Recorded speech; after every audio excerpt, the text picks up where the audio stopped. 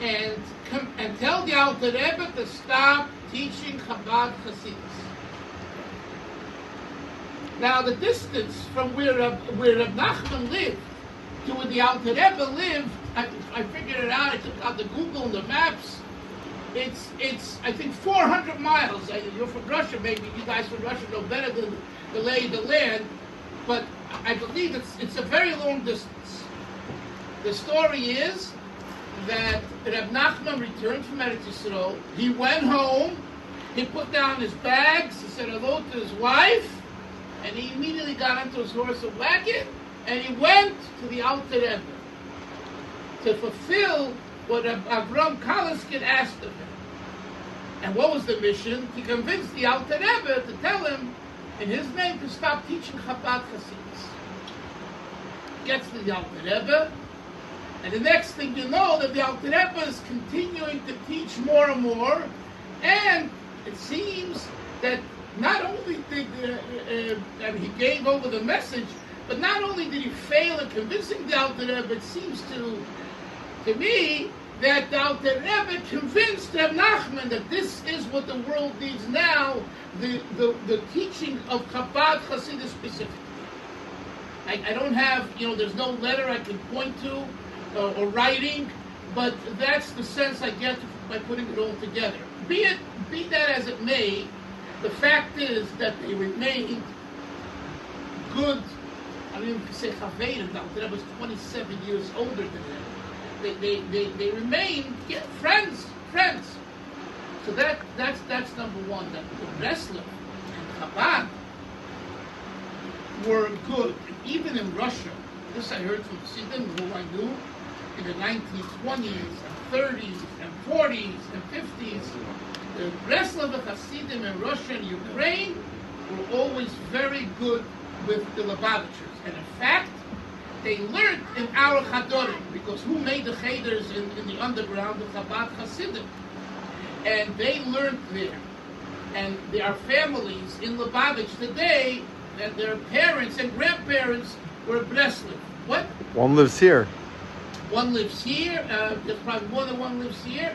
And I don't want to mention names because sometimes someone might be embarrassed to say, so we'll leave it at that. There's nothing to be embarrassed about, but people are sensitive.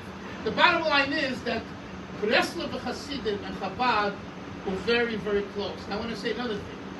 The Breslov Hasidim of today are not the Breslov Hasidim that were in Russia in 1920s and 30s. I want you to know that now. They were big, they were like Lubavitch Hasidim, very serious. They used to daven for many hours.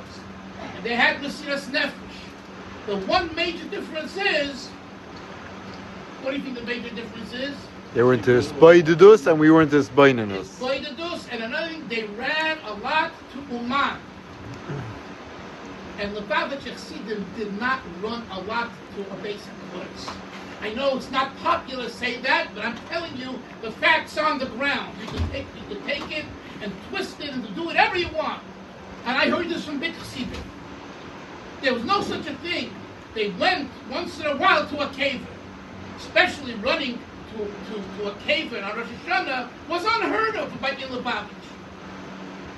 Maybe there was a group of Chassidim, maybe, it was an exception. It wasn't a davar kavua. It wasn't a set practice. By Breslov, it's a set practice. Because the tradition is, as you all know, that Nachman said, whoever comes to daven by me, Rosh Hashanah, that's the tradition. We don't have it in writing, by the way. It's a tradition, it's a Messiah. And that, there was a difference, and there was, you could say, a little, not fight, but, there was, the Lubavitch Chassidim would poke fun at the Breslov for running so much to Reb Nachman's cave, okay? Okay, that was them. I don't know what they would say today, because Baruch Hashem, everyone runs to the oil. But okay, I'm not going that way right now. I'm going to leave that for another Fabregan when we take a lot of L'chaim, not for now. So, the bottom line, Moshe, is that Reb Nachman was a big tzaddik, and I've been around some other chassidim where, I'm sorry? Oh, I've been around some other chassidim when you mentioned Reb Nachman, they get angry at you. They literally, I remember I was in a shul in Borough Park, and I mentioned something, and they said, please don't mention that name in our shul.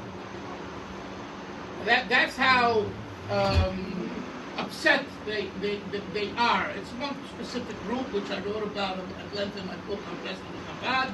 So if you care to know about that, you must read that, because I documented 3 sets of these Hasidim going back to the 1800s, the fights that they had with Breslov.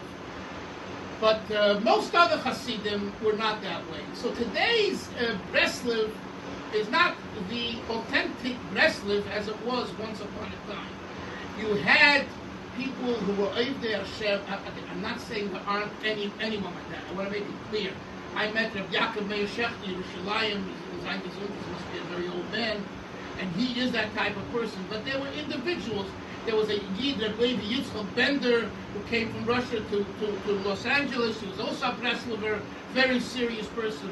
So I'm not, there's always, but Derech Klal, there came along someone who created this Nachman and controversy, and he had it settled. I don't want to go, and then lately there were others that were caught in very unkosher ways with nonsense.